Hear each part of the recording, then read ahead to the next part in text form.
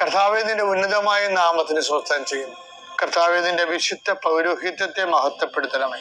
കർത്താവേ, സഭയിലുള്ള സാന്നിധ്യം ദൃഢമാക്കണമേ. 39 വർഷം ഞാൻ അർപ്പിച്ച കൃപാന്റെ യുഗതിയാൽ കൃപാസാൽത്താരെ ജീവനോടെ പ്രത്യക്ഷപ്പെട്ട മാതാവിന്റെ മാധ്യസ്ഥയിൽ അത്താറെ നടന്ന 10,000-കണക്കിന് ആരാധന ശക്തിയാൽ എൻ്റെ മക്കളെ, നിങ്ങൾ ആശീർവാദത്തിൽ ആലംബിച്ചുകൊണ്ട് നിങ്ങൾക്ക് പഠിക്കാൻ അത്രയും പഠിക്കുക. ബാക്കി കൃപാസ മാതാവ് നിങ്ങളുടെ വീട്ടിൽ വരും.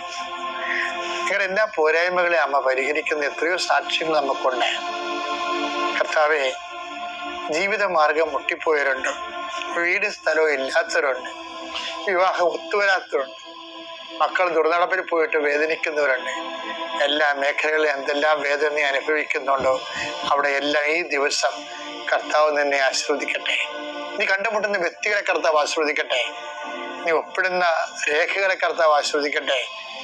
നീ ലോൺ എടുക്കാൻ പോവുകയോ സാമ്പത്തിക വിഷയങ്ങൾ സംസാരിക്കാൻ പോവുകയോ ചെയ്യുന്ന ഇടങ്ങളിൽ കർത്താവ് നിനക്ക് തുണ വരട്ടെ.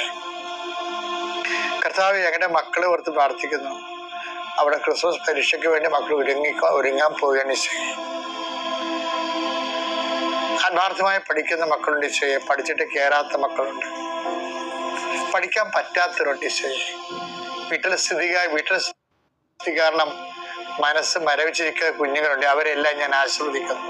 എൻ്റെ കർത്താവിൻ്റെ ഉന്നതമായ നാമത്തിൽ സഭയുടെ അധികാരത്തിൽ ഒരു ചടയാത്തി കൃപാസാൽത്താരെ ജീവനോടെ പ്രത്യക്ഷപ്പെട്ട മാതാവിൻ്റെ മധ്യസ്ഥ രോഗപീഠകള് ഈശ്വരനാമത്തിൽ സൗഖ്യം പ്രാപിക്കട്ടെ.